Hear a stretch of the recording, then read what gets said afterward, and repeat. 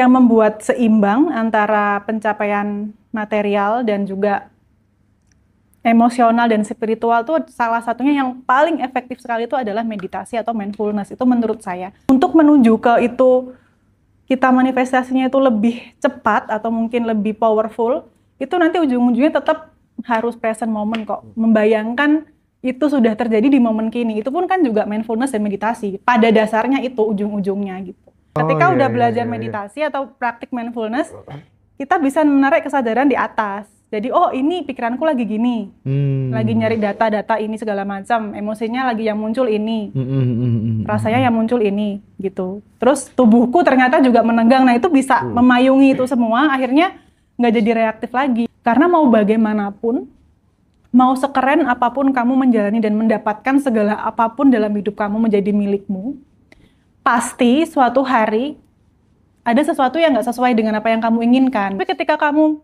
dikendalikan oleh pikiran dan kecemasan, terutama yang emosi yang menyedih atau sedih atau yang apa tuh namanya khawatir ya, itu kan berarti kamu diperbudak oleh pikiran dan perasaan kamu sendiri. Harusnya kan dia yang apa ya, kesadaran kita yang merajai itu semua. Nah itu memang harus dilakukan dengan praktik mindfulness salah satunya. Ya teman-teman dimanapun berada, malam hari ini kita berjumpa lagi dengan Mbak Amanda.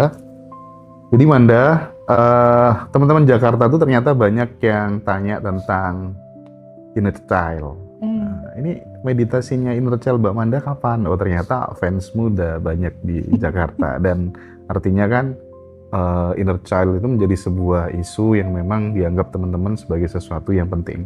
Tapi malam hari ini kita tidak akan berbicara tentang inner child, teman-teman. Kalau misalnya ada sahabat yang ingin atau yang ada problematika terkait dengan inner child, nanti bisa datang ke Surabaya tanggal 4 Juli bareng Mbak Amanda.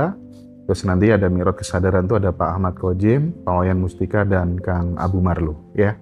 Nah, Manda, kita akan bicara malam hari ini ke tema yang sebenarnya Manda itu praktisi mindfulness gitu, tentang mindfulness gitu. Mbak Amanda, kira-kira momen pertama apa yang membuat dirimu itu yakin bahwa mindfulness itu bukan sekadar tren, tapi memang benar-benar sesuatu yang mengubah hidup gitu? Kalau katanya salah satu sesepuh di Ngajiroso itu bilang hadir di momen kini itu adalah segala-galanya gitu. Kalau Manda gimana? Baik, terima kasih. Selamat malam Mas Hendra, Mas Habib, Mas-mas yang di depan saya malam hari ini. Selamat malam juga untuk semua pemirsa Ngajiroso dimanapun berada. Terima kasih atas kesempatannya. Menyambung pertanyaan dari Mas Hendra tadi tentang momen apa yang membuat saya itu yakin kalau mindfulness itu adalah jalan hidup yang memang layak untuk dijalani dan dipelajari. Nah, sebenarnya saya mulai belajar tentang transformasi diri atau tentang apa ya, cara untuk lebih mengenal diri atau memperbaiki kehidupan itu dari tahun 2011, awal tahun 2011. Itu saya mulai masuk ke ranah-ranah kelas-kelas atau buku-buku self-help atau apa yang sejenisnya ya. Nah dari situ belajar tentang manifestasi, belajar tentang afirmasi, tentang gelombang otak, frekuensi, dan sejenisnya. Seiring berjalannya waktu memang secara material itu terwujud ya, maksudnya mau kuliah lagi dapat, mau kendaraan lagi waktu itu, terus bisa jalan-jalan ke luar negeri, terus pokoknya banyak hal lah dari manifestasi itu terwujud. Tapi ternyata di perjalanan waktu, namanya hidup itu kan seperti yang saya selalu sering bilang ke teman-teman ataupun ke Mas Hendra, kalau hidup itu kan penuh dengan kejutan gitu. Dalam hal sisi yang lain, oke, manifestasi itu banyak terjadi ketika belajar tentang manifestasi. Tapi namanya hidup itu kan selalu memberikan kejutan-kejutan yang tidak disangka-sangka. Yang berkaitan dengan relationship misalkan, terutama yang berkaitan dengan masa lalu saya. Atau mungkin Kalau dalam bahasa terkenalnya Ngaji Roso, teman-teman sudah akrab dengan karma dan segala macam. Nah, ketika karma itu masih menghantui gitu kan, dan ada kejadian-kejadian yang ibarat kata itu menghancurkan ego saya dan rasa yang sangat sangat dalam gitu, mengorek luka yang ternyata itu masih ada di dalam, yang masih sembunyi di dalam, padahal di perjalanan waktu itu saya sudah melakukan rilis emosi dan sejenisnya. Aku rasa saat ini udah akrab ya pemirsa Ngaji Roso dengan yang namanya rilis emosi. Waktu itu sudah melakukan itu berkala di retreat satu ke retreat yang lain gitu. Ternyata waktu perjalanan hidup, luka itu masih nyelip ada di dalam gitu. Nah, disitulah saya akhirnya bertemu dengan praktik meditasi atau mindfulness kalau dalam bahasa ngetrennya sekarang ya. Nah, dari situlah saya semakin menyadari, oh ternyata masih ada luka itu, masih ada ego yang itu dan segala macam yang semakin kita kulik ke dalam tuh semakin tipis. Menurut saya, yang membuat seimbang antara pencapaian material dan juga emosional dan spiritual tuh salah satunya yang paling efektif sekali itu adalah meditasi atau mindfulness. Itu menurut saya. Berdasarkan pengalaman saya belajar dari 2011 sampai aku ketemu meditasi itu tahun 2018-19 lah. Nah dari situlah akhirnya menemukan, oh ini ternyata yang aku cari selama ini, yang memang kalau bener tadi kata Mas Hendra itu segalanya gitu ya, hidup di momen kini saat ini tuh segalanya. Ternyata memang bener, disitulah esensinya. Kalau misalkan berbicara tentang manifestasi pun, untuk yang sekarang ya, yang modern sekarang kan juga sudah banyak ya, afirmasi, law of attraction dan segala macam. Untuk menuju ke itu, kita manifestasinya itu lebih cepat atau mungkin lebih powerful, itu nanti ujung-ujungnya tetap harus present moment kok. Membayangkan itu sudah terjadi di momen kini, itu pun kan juga mindfulness dan meditasi. Pada dasarnya itu ujung-ujungnya gitu. Makanya menurut saya, dan saya pun saat ini juga lebih memilih untuk menjadi praktisi meditasi atau mindfulness, karena menurutku itu lebih holistik dalam segala hal kebutuhan manusia pada umumnya begitu. Secara secara implementatif gitu, apa sih tantangan bagi teman-teman yang overthinking gitu ya, untuk berlatih mindfulness, untuk selalu hadir di sini saat ini? Tantangannya apa gitu? Dan bagi teman-teman yang masih kesulitan, ada nggak tips-tipsnya gitu? Misalnya, sedikit-sedikit ingat, balik lagi, karena mindfulness hadir di momen kini itu menurutku kan kita pulang gitu. Tadinya main-main ke masa lalu, ke masa depan gitu. Gimana Manda? Sebenarnya sama seperti semua ilmu yang kita pelajari apapun ya. Memang ada beberapa orang tuh yang mempunyai bakat maksudnya bakat spiritual ataupun bakat untuk meditatif itu memang ada. Tapi kalau bakat pun tidak diasah juga percuma. Sama lah kayak teknik memasak atau teknik konten kreator begini, pasti awal-awal akan susah kan gitu. Saya juga waktu awal-awal mencoba ngomong depan kamera juga masih kagok, ya sama aja begitu. Kalau emang mau meditasi atau balik ke momen saat ini, kuncinya pasti juga latihan.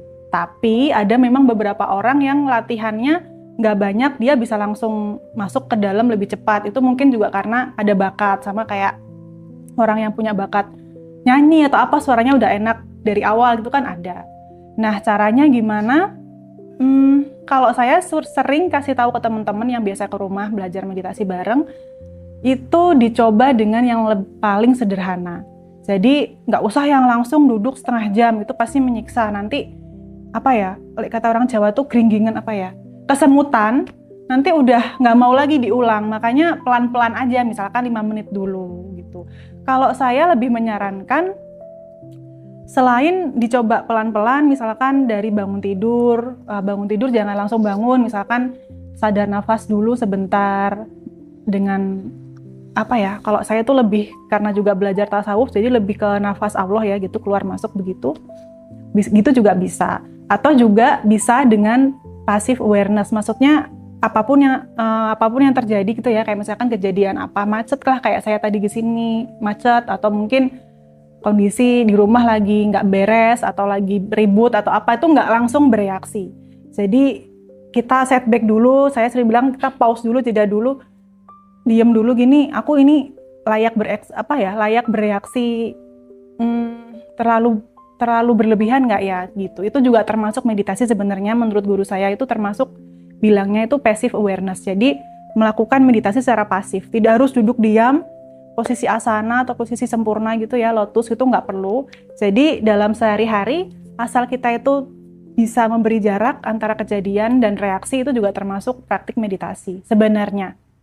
Begitu. Jadi dimulai dari hal yang sederhana, dari waktu yang rentannya paling pendek. Nah dari situ nanti ditambah-tambah lagi. Namanya kayak kita nge-gym gitu, nanti otot semakin sering latihan kan ototnya semakin terbentuk gitu kan. Kalau nge-gym sama, kalau meditasi juga gitu, sedikit demi sedikit. Nanti lama-lama batinnya akan terlatih dan pikirannya cepat untuk sadar balik ke momen kini gitu sih. Jadi waktu dulu gitu ya, kamu sering bilang, kamu nggak mindfulness gitu. Jadi kayak kita itu yang sudah berlatih mindfulness, kita itu kayak jadi tahu siapa-siapa yang nggak mindfulness, iya nggak? Oh ya. Gitu ya? Ya. Nah, terus ketika kemudian dalam situasi yang lagi nggak ideal gitu, misalnya kamu ke-trigger sesuatu gitu, bagaimana mindfulness ini bisa bekerja sehingga kemudian kamu benar-benar tidak reaktif gitu, yang kemudian melakukan sesuatu basisnya itu karena ego atau karena luka batin gitu. Itu gimana pengaruh dari mindfulness gitu, dan mungkin bisa dikasih praktik kecil-kecil lagi gitu, misalnya kalau pas lagi makan, pas lagi di kendaraan. Kadang tuh kalau pas lagi di kendaraan kita nyetir itu kayak zombie, tahu-tahu nyampe aja gitu, nggak sadar kalau kita lihat ini lihat itu gitu. Gimana tuh? Memang kan menurut penelitian juga ya, menurut penelitian tuh kan ternyata antara alam bawah sadar dan alam sadar kita itu kan perbandingannya itu kejauhan. Jadi manusia pada umumnya itu melakukan segala aktivitas itu mostly berdasarkan alam bawah sadarnya. Jadi yang atas kesadaran itu cuma 5% aja. Jadi melakukan segala macam sesuatu dan tindakan itu 90% atau lebih itu atas dasar otomatisasi atau otomatis aja ngelakuinnya. Jadi kayak misalkan tadi Mas Hendra mencontohkan tentang menyetir. Kita kan benar karena sudah ngerti cara nyetir dan kondisi jalan kan cenderung cenderung tidak waspada. Jadi bener tangannya disetir, nanti apalah kakinya, tapi kan pikirannya di mana-mana. Iya, pikirannya inget mantan. Ya. Inget cicilan gitu. Enggak lah cicilan. Oh ya udah nggak ada cicilan. Jadi kayak gitu. Nah tapi kalau misalkan kita itu sadar di situ, itu kita bisa merasakan kayak gini contohnya. Aku tuh ada contoh yang antara dulu sebelum praktik meditasi dan sebelum, ini contoh yang naik mobil ya. Dulu ketika belum praktik meditasi, kalau nyetir kalau nggak ada lagu nggak enak. Itu salah satu contohnya. Jadi harus ada lagu biar enak lah suasananya. Nah ketika memang sudah mempraktikkan mindfulness itu aku ya terutama, jadi antara mau ada lagu nggak ada lagu itu sama aja. Jadi bisa menikmati antara suara luar dan suara ban menyentuh jalan raya segala macam itu, yang suara-suara itu tuh terdengar pun buat aku juga ketenangan tersendiri gitu. Nah salah satunya. Nah apa sih yang membuat praktek ini bisa membuat kita tuh lebih aware dan gak reaktif? Gini, salah satunya ketika memang sudah praktek meditasi, terutama meditasi yang intens ya, itu kamu akan diajarin secara nyata dan observatif. Maksudnya observatif tuh kamu bisa mengamati sendiri. Misalkan, oh ini pikiranku lagi drama misalkan. Terus ini tubuhku lagi kesemutan. Terus nanti emosiku muncul, aku nggak suka, aku harusnya berada di rumah misalkan nonton atau apa daripada ikut praktik meditasi. Kan nggak enak memang secara fisik ya. Gitu. Jadi dengan berlatih meditasi kita terbiasa mengamati segala elemen atau segala komponen dalam diri. Jadi pikiranku lagi apa, nanti badanku lagi kerasa apa, emosiku yang muncul apa, egoku nanti yang menguasai itu apa. Misalkan contoh, dulu aku kan mengenal meditasi sebelum menikah, jadi sudah cukup ini ya untuk menyiasati itu. Misalkan berpasangan, terus pasangannya nipu misalkan ya, ketahuan apalah selingkuh misalkan. Kalau dulu sebelum kenal meditasi udah langsung galau banget pengen apalah gitu ya. Entah pengen dugem. bunuh, enggak. Pengen menyakiti diri sendiri, kalau saya cenderung begitu. Tapi ketika bayangin Manda dugem pakai jilbab gitu seru kali. Duduk gemetar. Terus? Nah, ketika dulu sebelum mengenal meditasi, saya nggak bisa membedakan antara ini pikiranku, ini emosiku, ini egoku, itu nggak bisa. Oh, ini kesadaranku yang harusnya mengamati semua, itu nggak bisa. Nah, ketika sudah mulai mengenal meditasi dan intens di situ, jadi mulai bisa ada jarak gitu. Ketika mengetahui misalkan, oh ditipu sama mantan dulu ya, ternyata dia sama someone else gitu, dia cuma ketawa doang, gitu. Oh, nah pasti kan ada muncul emosi, kesel atau kecewa atau sedih gitu. Oh, aku masih sedih toh ternyata. Jadi gitu malahan. Jadi kita itu bener-bener kayak ibarat bangunan ya. Ibarat bangunan yang pertama tuh fisik, lantai pertama, yang kedua itu adalah pikiran, yang ketiga itu adalah, lantai tiga itu adalah emosi, lantai keempat itu adalah ego atau nafsu dan sejenisnya, yang kelima tuh baru kesadaran, rooftopnya. Rooftop kan berarti nggak ada atapnya, jadi bisa memayungi semuanya. Jadi ketika ada kejadian apa, misalkan ditipu gitu, oke, secara fisik aku kan tegang nih, ketahuan. Namanya tahu apa ya, lihat chat apa gitu kan otomatis tubuh fisik tegang kan. Kayak misalkan lihat kayak adik Habib mungkin lihat pacarnya with someone else gitu, kurang ajar nih gitu kan. Badan kan saraf-saraf menegang dulu. Habis itu kan nanti pikiran muncul, oh pantas aja ya kemarin nggak bales atau apa kayak gitu loh. Pikiran kan tugasnya ngasih cerita, nambah-nambahin gitu loh. Dia nyari data yang sesuai dengan apa yang kejadian. Oh pantas aja kemarin nggak bales. Pantas aja selama ini sikapnya berubah atau apa. Oh memang track recordnya brengsek gitu loh. Jadi kayak ngasih data terus. Kalau pikiran kan tugasnya memang begitu SOP-nya. Nanti baru muncul perasaan benci atau sedih atau suka atau sakit kayak gitu-gitulah. Nanti egonya muncul. Aku nggak bisa diginiin, aku harus balas. Nah itu ego. Atau kalau nggak gitu langsung berdoa. Nanti nggak ada, nah gitu kan? Itu termasuk reaktif ya? Iyalah, tita nono ya, itu Jawa kan, tita nono kalau di Oka, yang kayak aku, gitu kan. Nah itu ego nanti yang berbicara. Ketika udah belajar meditasi atau praktik mindfulness, kita bisa menarik kesadaran di atas. Jadi oh ini pikiranku lagi gini, lagi nyari data-data ini segala macam, emosinya lagi yang muncul ini, rasanya yang muncul ini, gitu. Terus tubuhku ternyata juga menegang, nah itu bisa memayungi itu semua, akhirnya nggak jadi reaktif lagi. Berat kata dulu langsung misuh-misuh misalkan ya, atau langsung nangis banget, bener nggak ngomong tapi langsung meninggalkan atau mungkin mengutuk dia gitu kan, atau mungkin nyari paranormal entah diapain gitu. Yang ini cuma ketawa doang, oh aku masih ada rasa kesel toh gitu. Atau mungkin ketika memang secara kesadaran dan juga spiritualmu sudah bertumbuh, kamu akan menyadari kalau ternyata kamu sudah tidak sakit lagi dibegitukan. Itu bisa kok. Bisa banget. Ketika memang sudah mengambil jarak. Jadi kita tidak terhijack oleh emosi dan pikiran lagi gitu. Memang senormalnya orang, manusia ketika dihianati sakit. Itu kan nanti basicnya balik lagi mungkin nanti kayak ke luka masa kecil, kayak dulu mungkin pernah ditinggalkan atau dulu tidak terlalu diperhatikan oleh orang tuanya. Ketika remaja mungkin pernah juga disakiti, akhirnya kan ketika itu terulang lagi kamu menjadi sangat sakit sekali secara pikiran ataupun secara perasaan dan ego terutama itu pasti tersakiti. Tapi ketika memang sudah belajar untuk mindfulness, untuk sadar penuh terhadap apapun yang terjadi di dalam dirimu dan menyadari kalau semua itu cuma sementara, jadi nggak ada apa ya, ibarat kata itu tidak ada kejadian atau kenyataan yang bisa menyakitimu terlalu dalam, itu nggak ada, karena remote kontrolnya tuh aku sendiri yang pegang, saya sendiri yang pegang. Aku mau marah atau enggak, aku sadar gitu. Tapi bukan berarti orang yang praktek mindfulness itu tidak ada emosi. Maksudnya tidak berarti orang yang sudah belajar kesadaran ataupun meditasi ataupun belajar spiritual itu nir emosi. Nir emosi itu maksudnya nggak bisa marah atau nggak bisa sedih. Nggak apa-apa, menurut saya sih wajar-wajar aja marah, asal tidak marah-marah kan gitu.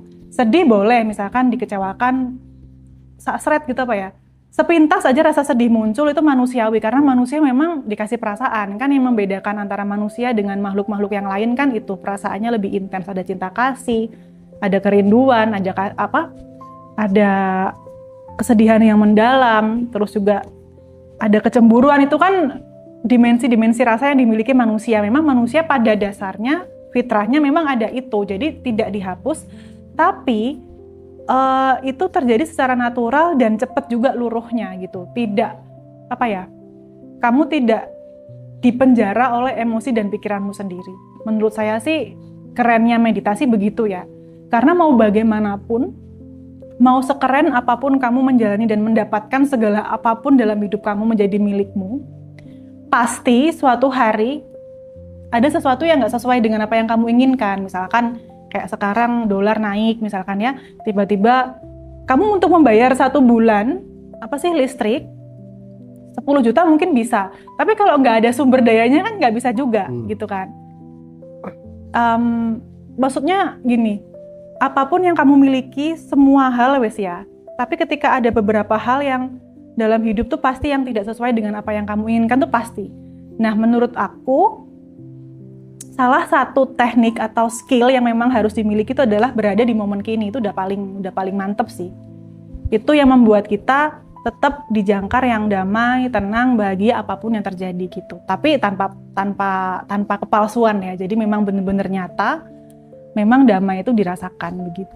Apapun yang terjadi. Kalau merasa damai dan bahagia saat kita mendapat sesuatu tuh kan wis wajar tuh. Ini menungso kan dia akan happy ketika apa yang dia dapat terwujud kan gitu. Menurutku yang lebih keren ya secara levelnya, ketika apa yang nggak kamu dapat itu tidak sesuai dengan apa yang kamu mau, atau mungkin kamu dikecewakan orang pun, kamu tetap bisa sayang, kamu tetap bisa menghargai, kamu tetap bisa damai dalam hatimu. Nah itu menurutku levelnya udah di atas lagi gitu, dibanding kamu pandai banget mendapatkan sesuatu. Menurutku gitu sih. Itu perjalanan sih memang. Ya.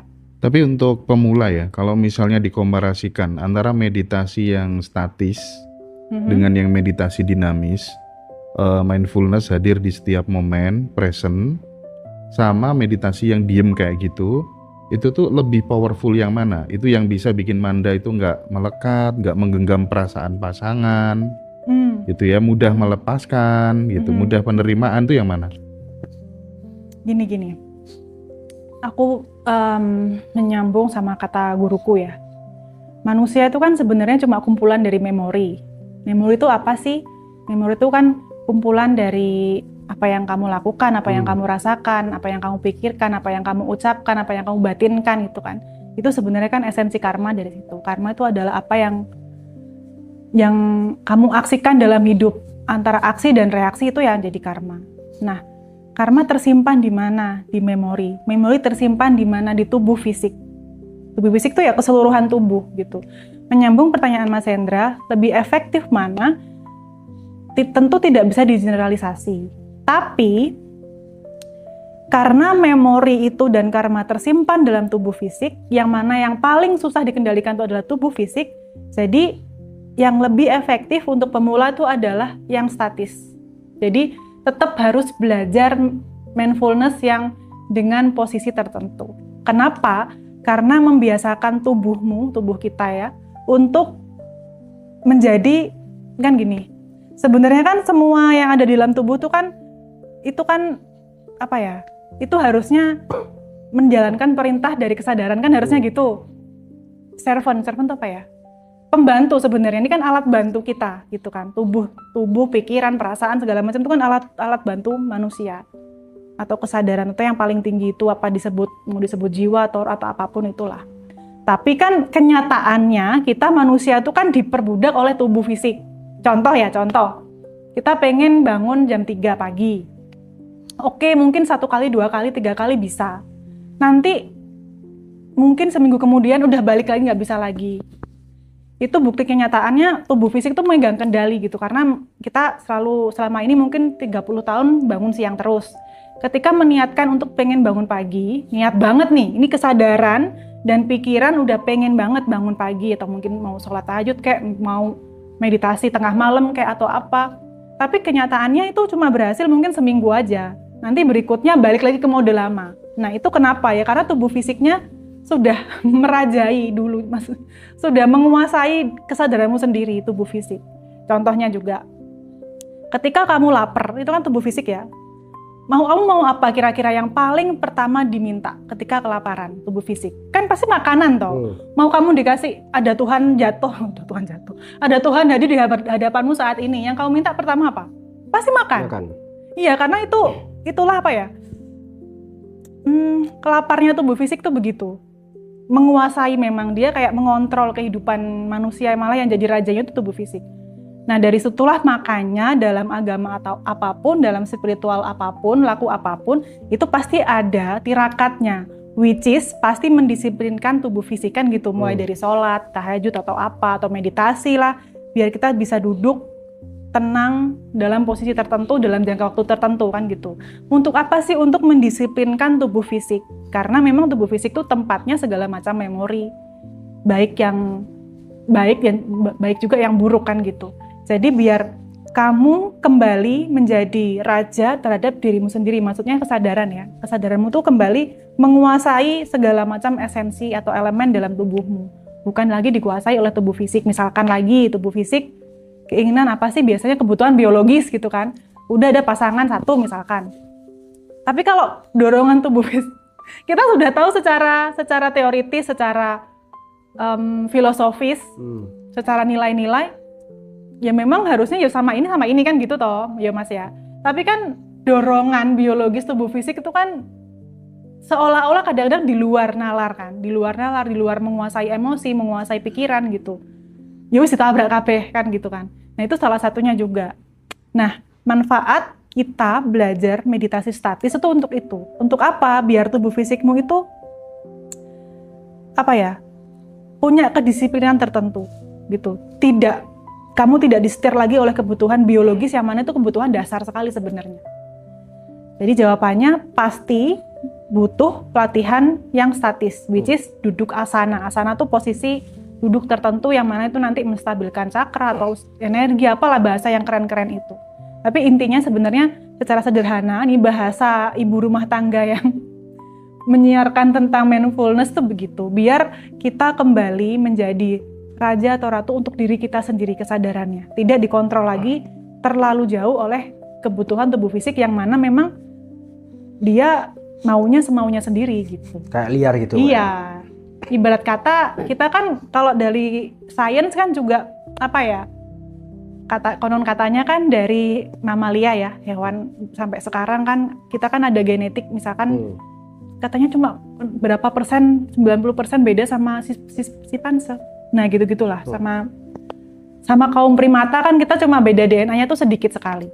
Jadi apa ya, sifat-sifat sorry ya, tapi memang itu kenyataan, sifat-sifat kebinatangan tuh memang ada di kita semua gitu loh.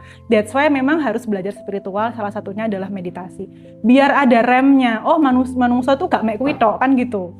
Saya pernah kok, saya kan punya guru-guru ya, salah satunya guru yang tidak terlihat tapi suka bisik-bisikin gitu, pernah yang dimarahin banget, kamu harus bisa mengalahkan sifat-sifat kebinatanganmu. Memang iya.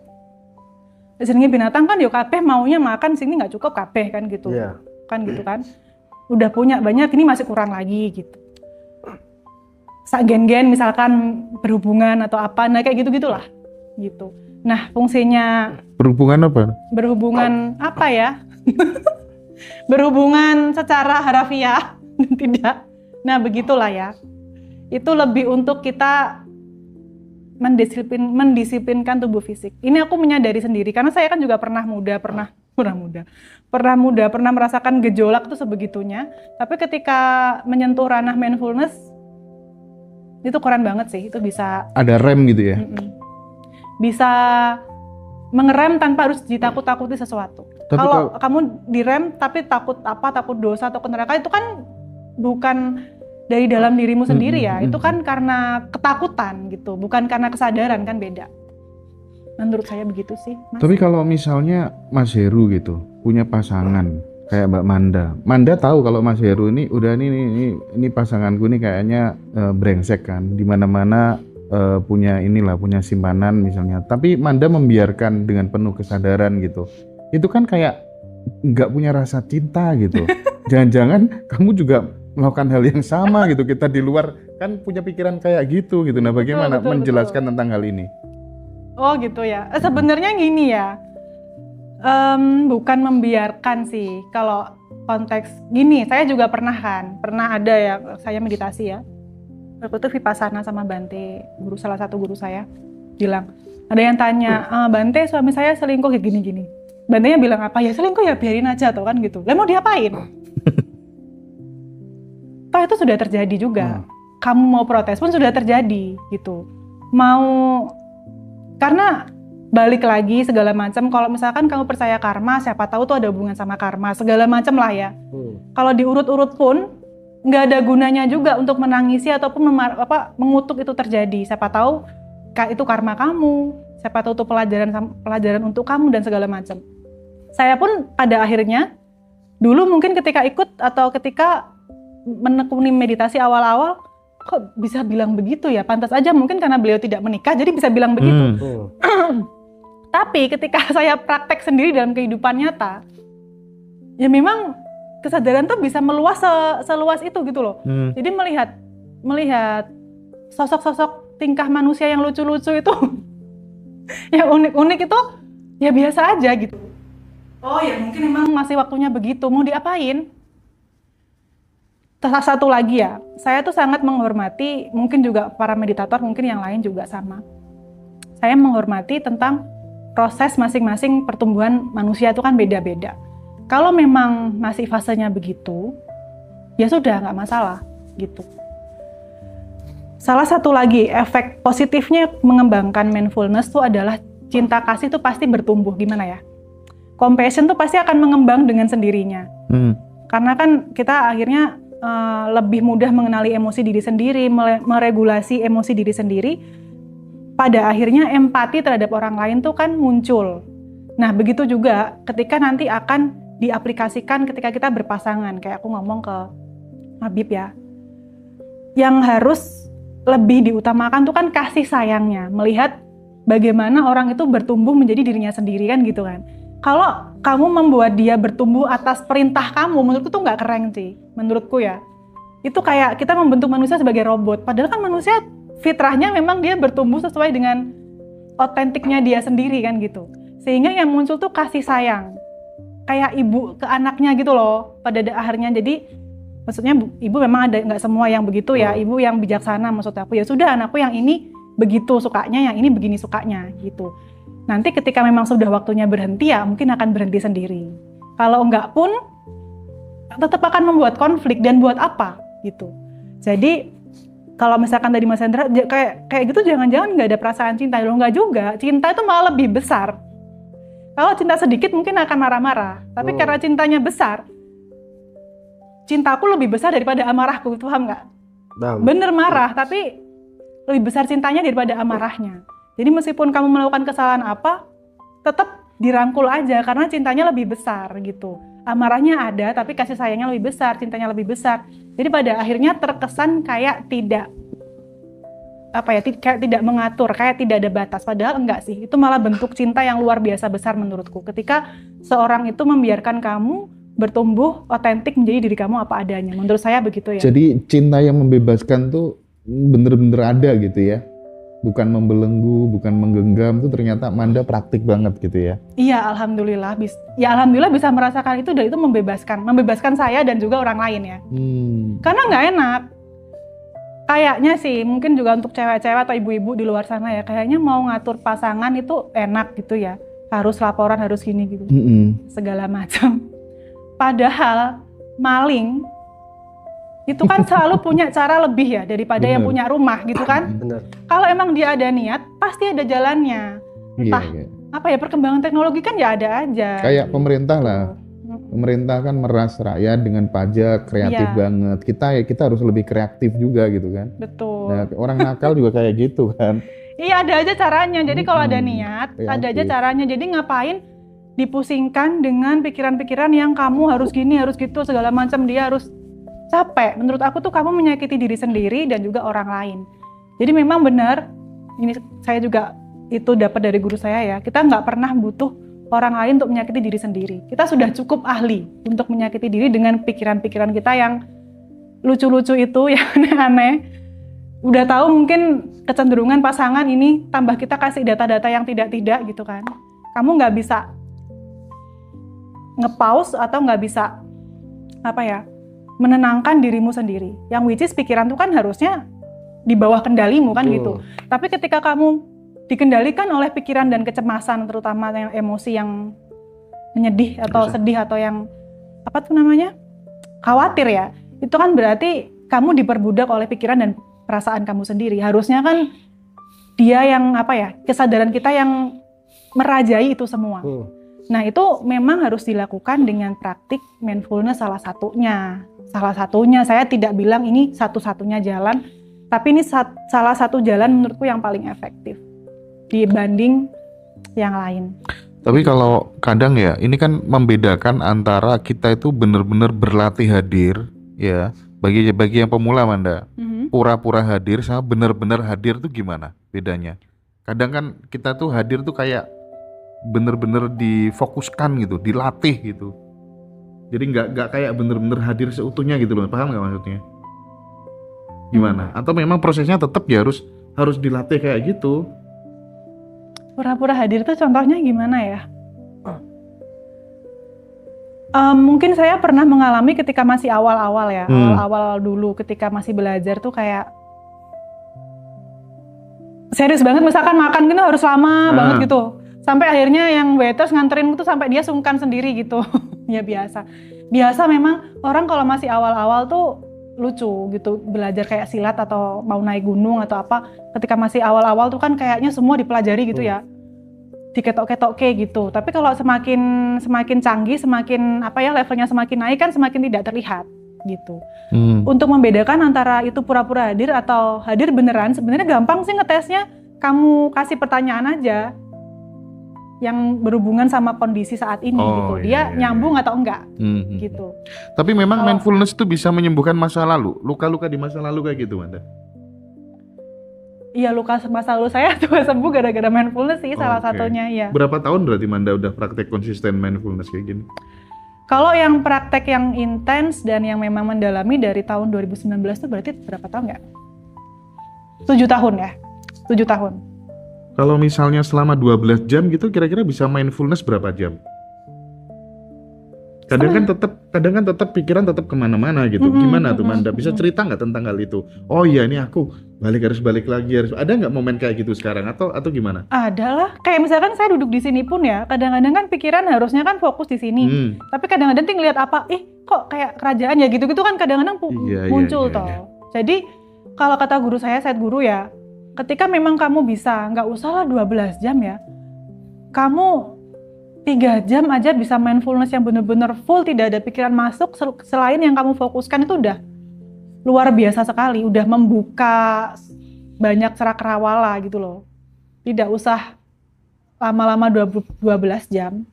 Aku rasa 3 jam atau 1 jam aja fokus, konsentrasi, tanpa ada segala sesuatu pikiran yang liar yang masuk, itu udah